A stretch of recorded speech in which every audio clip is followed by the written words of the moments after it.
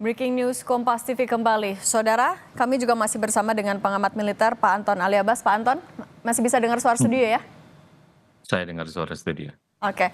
Pak Anton, kan yang sedang dilakukan oleh TNI adalah melakukan investigasi menyeluruh. Investigasi yang paling prioritas harus dilakukan paling pertama ini apa? Saya nggak dengar suaranya ya. Bisa diulang lagi ya, Mbak? Sorry. Oke, Pak Anton sekarang sudah terdengar suara. Sedengar. Sorry. Oke. Ya, gimana? Pak, sekarang kan TNI sedang melakukan investigasi menyeluruh. Apa yang paling harus jadi prioritas terlebih dahulu dalam investigasi ini, Pak? Iya, tentu pertama bagi saya penting untuk kemudian meninjau SOP dan bagaimana kemudian SOP semua ketentuan itu dilakukan ya di lapangan. Karena bagi saya yang paling penting adalah ketika kita melakukan investigasi ini bagaimana kejadian seperti ini itu tidak terulang lagi di masa mendatang gitu ya. Ini yang menjadi penting, catatannya pentingnya. Bukan hanya sekedar kita untuk mencari tahu siapa yang salah, siapa yang benar, apakah ada kelalaian dan lain-lain. Tapi dari sisi bagaimana SOP itu dijalankan, bagaimana juknis juklak itu dijalankan, itu yang kemudian butuh untuk dipelajari secara lebih lanjut. Kenapa? Karena kasus ini, jadi peristiwa yang terjadi di hari ini itu harus jadi batu pijakan agar kemudian tidak terulang lagi di masa mendatang. Karena bagaimanapun juga ternyata kalau ini misalnya titik beratnya adalah pentingnya kemudian TNI untuk meningkatkan edukasi, meningkatkan kesadaran warga terkait bahaya, terkait bagaimana misalnya untuk merespon ataupun menyikapi ketika ada pemusnahan amunisi dan bahan peledak seperti ini misalnya, apakah memang bobotnya akan ada di sana atau di seperti apa. Nah ini yang menjadi penting untuk ditelah lebih lanjut. Karena saya jadi refleksi, jadi waktu pas saya studi gitu di luar, memang tempat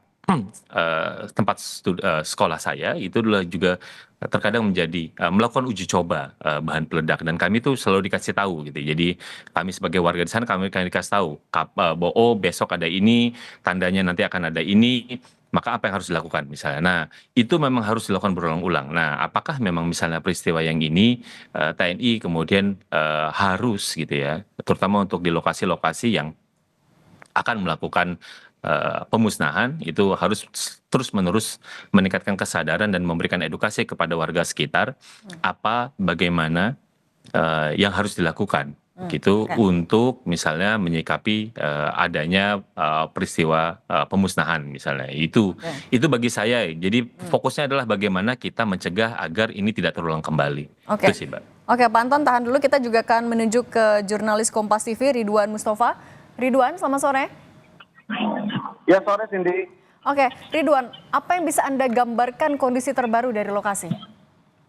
Ya, Cindy dan juga saudara, semua korban ledakan yang terjadi pada tadi sekitar pukul 9:30 waktu Indonesia Barat saat pemusnahan amunisi tidak layak pakai, semua korban sekarang sudah dibawa di Rumah Sakit Umum Daerah Pamengpeuk, Kecamatan Pamengpeuk, Kabupaten Garut, Jawa Barat.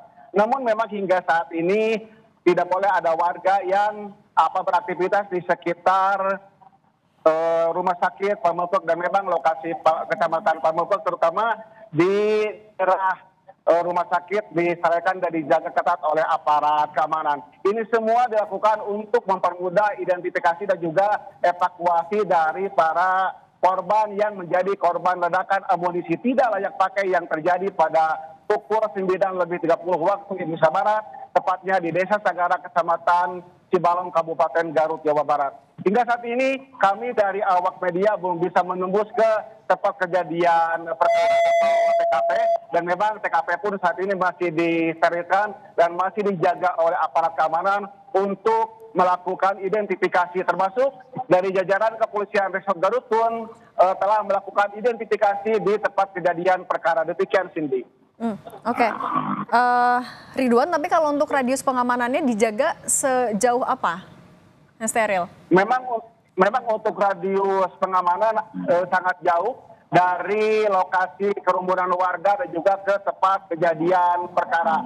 Ini semua untuk mempermudah proses evakuasi atau identifikasi yang dilakukan oleh petugas, baik itu dari kepolisian ataupun dari TNI. Perlu kami sampaikan sini dan juga saudara, kronologis kejadian meledaknya amunisi tidak layak pakai atau kadaluarsa di Desa Sagara ini, di mana sebelum ledakan bom terjadi, awalnya pemusnahan bom berjalan lancar karena memang lokasi tersebut sudah beberapa kali dilakukan pemusnahan oleh aparat terkait. Tentunya dengan prosedur yang dilakukan oleh petugas terkait.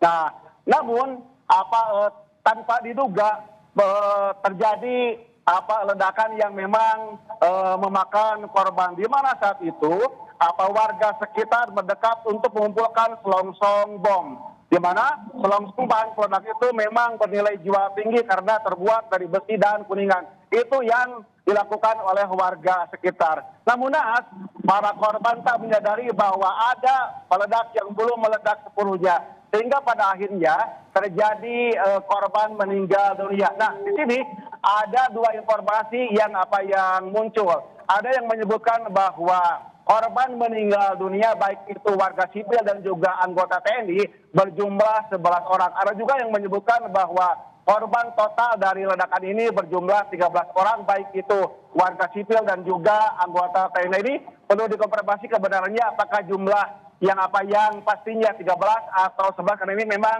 masih simpang siur. Namun demikian, saat ini pihak petugas dari Dinas Kesehatan yang bertugas di Puskesmas RSUD Kecamatan Pamengpeuk terus melakukan evakuasi, terlebih adanya korban yang mengalami luka-luka akibat kejadian ledakan amunisi tersebut. Demikian, Cindy. Baik, Ridwan, tadi konfirmasi terakhir sudah ada 13 korban tadi dari TNI dan juga dari RSUD.